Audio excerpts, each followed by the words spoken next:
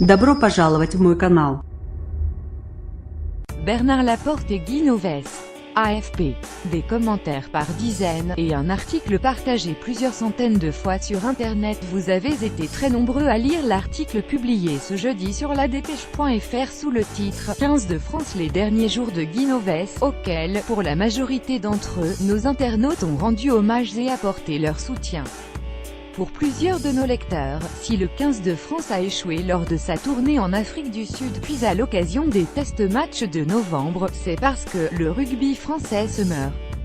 Un échec prévisible, selon Makouyuna, l'échec en équipe de France de Mister Novès était largement prévisible dès le début de son entreprise. Voir les commentaires de l'époque. Certains évoquaient alors un creux très profond de vagues dans le rugby hexagonal, décrue du nombre des jeunes pratiquants et recrutement excessif de joueurs étrangers, légions étrangères pour faire tourner le top 14, la Pro D2, les fédérales, etc. Les options prises par les instances internationales pour dynamiter et non dynamiser le jeu, ne sont pas faites pour arranger les choses, ajoute-t-il. La bagatelle de 4 ou 5 commotions, fractures, foulures, luxations, etc. par match, sans parler des poches d'hémoglobine qui se perdent sur la pelouse et seraient plus utiles à l'EF, et vous obtenez les raisons de la désaffection. Il fallait être fou pour prendre la tête de l'équipe de France, estime Safari. Faut être fou pour prendre la tête de l'équipe de France. Le beau rugby venait du terroir. On regarde les Néo-Zélandais, ils sont tous du terroir, ils ont une identité, et nous on l'a perdue. On devient la risée en Europe et on se demande même si l'Italie ne va pas nous battre au prochain tournoi car on n'a pas encore touché le fond. Le fond sera le prochain tournoi antichambre de la prochaine Coupe du Monde. Le niveau de l'équipe de France dégringole depuis des années, constate Saint-Sulpicien. Le niveau de l'équipe de France dégringole depuis des années, et Guy Novès en fait les frais. Vous pourrez mettre qui vous voulez, tant qu'on n'aura pas un top 14 avec minimum 17 ou 18 joueurs français par feuille de match. Le problème restera le même, tout ça couplé avec la multitude de matchs de chaque joueur par saison. Brunel aura les mêmes problèmes, avertit Patsy. C'est facile de prendre Guinov comme responsable de la déroute. On ne parle pas des joueurs et pourtant, c'est le niveau des joueurs qui n'est pas suffisant. Et là, la politique de Bernard Laporte a sa part de responsabilité. Tous les succès de Guy Novès à Toulouse ont été construits avec le temps, intelligence et basés sur une formation locale de qualité. Le mode de fonctionnement de la FFR ne permet pas d'avoir de tels résultats. Si Brunel vient et lui aussi c'est un bon, il aura les mêmes déconvenus que Guinov. Où Bernard Laporte se remet complètement en cause, où le rugby français va continuer à péricliter. Il manque un truc à ce 15 de France, note Basco-Cibourien. Brunel a fait du bon boulot avec l'Italie, il est professionnel et compétent, pourquoi pas. Guitou rentre à la maison et repose un peu la machine, profite de tes sous et de ta famille, la mayonnaise n'a pas pris et ce n'est pas de ta faute. Il manque un truc à ce 15 français, le collectif, l'envie, le jeu à la française des années 7080. Là, toujours les gros. Un rugby pauvre, pas assez de jeunes pousses. On a perdu nos racines, soupir, Troulatch. Croyez-vous que Brunel fera mieux? Pas si sûr, car le problème n'est pas de remplacer Guy par Jacques, cela serait trop simple. Quel mal est atteint le 15 de France, docteur, de la perte d'identité rugbystique, mon cher.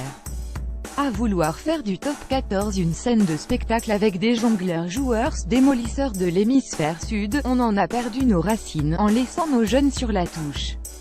On ne peut pas avoir le beurre, l'argent du beurre et le sourire de la crémière, mon ami, il faut choisir. Un règlement de compte. Nos lecteurs sont également très nombreux à rappeler que Guy Novès et Bernard Laporte n'ont jamais été vraiment des amis. Et à conclure à un règlement de compte injuste. Quand on veut se débarrasser de son chien, considère El Fifi, c'était couru d'avance, d'autant plus connaissant les relations entre Novès et le binôme Laporte-Simon. Quand on veut se débarrasser de son chien, on dit qu'il a la rage. Novès, victime d'un double management sournois, considère qu'ici 80. Visiblement la mayonnaise n'a pas pris, mais JY voit plusieurs causes un double management, avec des interventions directes ou plus sournoises de Laporte. Le retour de Bastaro en est l'une des meilleures preuves, je pense qu'il a été imposé. Un double management est la pire des choses pour la crédibilité d'un entraîneur. La génération de joueurs qui n'est pas, malgré le respect que j'aille pour eux, la meilleure de tous les temps. Quand la France n'est pas capable de trouver un grand numéro 10 et que l'on est obligé de rappeler FTD, c'est bien un signe. L'ego de Laporte, qui, égratigné par sa propre affaire, essaie de se redorer le blason. Les loups n'attendaient que ça, constate Buldo. Bravo Monsieur Noves pour tout ce que tu as fait au Stade Toulousain et merci pour ce quest l'équipe de France. C'est pas de ta faute si au-dessus de toi il y a des loups qui attendent que tu te casses la figure. Ce cher Laporte l'a toujours dit, moi président je viens Noves. Profite de ta famille et de tes amis au plaisir de te serrer la main à côté de ton bateau, et bonne pêche. La place est faite pour les copains, s'indigne Anouk. Voilà ça c'est fait, la bande à Laporte, Simon, Boudjenal, Galtier, Moscato, Chabal, a le champ libre pour mettre les copains en place et prendre de la monnaie pour certaines au passage. Laporte se disculpe, analyse, Bassiriège 09. Au vu du comportement du 15 de France, on pouvait prévoir cette éviction. Mais c'est que seul Noves doit porter le chapeau pour cette déroute. Le cher président Laporte, au vu de toutes ces turpitudes passées, n'est pas à une manigance près pour se disculper et charger les autres de tous ces résultats catastrophiques. Coquin de Bernard, écrit, d'agenda, peut-être que Laporte n'a rien fait non plus pour que Noves réussisse. C'est un coquin le Bernard. En attendant c'est Guy qui prend la porte. Noves doit partir dans ce concert de louanges en faveur de Guy Noves. Des voix s'élèvent toutefois et tiennent le sélectionneur et ex-entraîneur du stade pour responsable. Il doit se retirer, conclut ainsi Esquille. Monsieur Noves a un palmarès prestigieux mais son départ du stade toulousain après une saison calamiteuse et son renvoi de l'équipe de France devrait le conduire à se retirer et à refuser tout retour à des responsabilités au stade ou ailleurs. Mais comme beaucoup de responsables dans le monde politique, sportif, culturel, pensons à Jack Lang, ces gens ne savent pas laisser la place à des gens plus jeunes, plus créatifs et sont obligés de se retirer dans des conditions humiliantes. Un entraîneur du passé, estime, Bakou 31. Bilan de Saint-André. Celui qui a jusqu'à présent été considéré comme le plus mauvais entraîneur à la tête de l'équipe de France, 23 défaites, 2 nuls, 20 victoires. Bilan de Noves encore moins glorieux, 14 défaites, 1 nul, 7 victoires. Les résultats sont là ou plutôt ne sont pas là, et il est normal d'en tirer des conclusions. Noves, c'est l'entraîneur du siècle passé, un has-been. Il entraîne toujours comme on entraînait il y a plus de 20 ans.